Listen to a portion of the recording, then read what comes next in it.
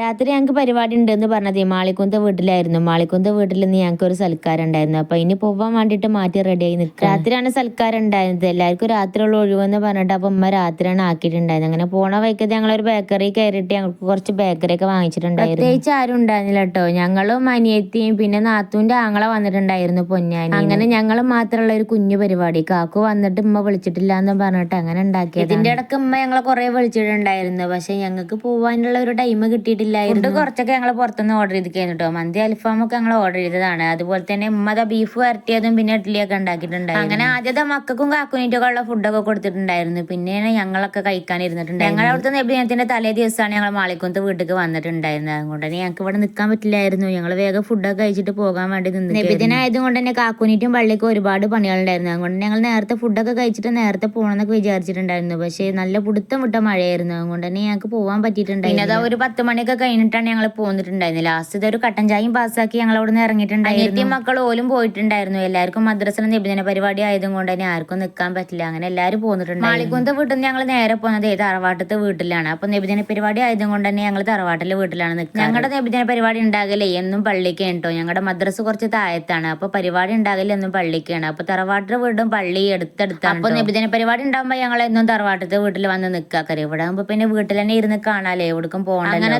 അന്നത്തെ ഒരു ദിവസം രാത്രി എല്ലാവരും ഉണ്ടായിരുന്നു പള്ളിക്ക് ഫുഡ് ഉണ്ടാക്കലും അതുപോലെ തന്നെ മാലകെട്ടലൊക്കെ തിരക്കായിരുന്നു. അന്നത്തെ രാത്രി ആരും വീട്ടിലേക്ക് പോവാറില്ല. അങ്ങനെ തന്നെ നബിദിന പരിപാടിയുടെ അന്നത്തെ ഒരു വീഡിയോ ആണ്. നേരം വെളുക്കോളം നല്ല പുടുത്തം വിട്ട മഴയായിരുന്നു. രാവിലെയും തന്നെ മഴ ചാറിയും കൊണ്ടുണ്ടായിരുന്നു. നല്ല മഴയില്ലെങ്കിലും നല്ല ചാറ്റൽ മഴ ഉണ്ടായിരുന്നു. മഴയൊന്നും നോക്കാതെ ഞങ്ങൾ പരിപാടിയൊക്കെ തുടങ്ങിയിട്ടുണ്ടായിരുന്നു. ദഫും കാര്യങ്ങളൊക്കെ എന്നും റോട്ടിൽ വെച്ചിട്ടുണ്ട് കളിപ്പിക്കാറ്. ഇപ്രാവശ്യം ഞങ്ങൾ പള്ളിക്ക് സ്റ്റേജിൽ വെച്ചിട്ട് തന്നെയാണ് കളിപ്പിച്ചിട്ടുണ്ടായിരുന്നത്. മക്കളുടെ ദഫും സ്കൗട്ടും ഒക്കെ കഴിഞ്ഞപ്പോഴേക്കും തന്നെ മഴ കുറെയൊക്കെ തോർന്നിട്ടുണ്ടായിരുന്നു കേട്ടോ. അപ്പൊ അതാ വലിയ ആൾക്കാരുടെ ദഫ് റോട്ടിൽ വെച്ചിട്ടാണ് പിന്നെ കളിച്ചിട്ടുണ്ടായിരുന്നത്. അങ്ങനെ മഴ തോർന്നിരിക്കുന്ന റാലിയൊക്കെ പോയിട്ടുണ്ടായിരുന്നു. ഭാഗ്യത്തിന് ഏതായാലും ഇവര് തിരിച്ചു വരുന്ന വരം പിന്നെ മഴയൊന്നും പെയ്തിട്ടില്ലായിരുന്നു. അങ്ങനത്തെ രാത്രിക്കത്തെ പരിപാടി ഞങ്ങളത് കഴിഞ്ഞിട്ടുണ്ടായിരുന്നു. അതിന്റെ ഇടയ്ക്ക് ചെറിയ ചെറിയ മഴ പെയ്തു എന്നല്ലാതെ അങ്ങനെ ഓവറായിട്ട് മഴയൊന്നും പെയ്തിട്ടില്ലായിരുന്നു.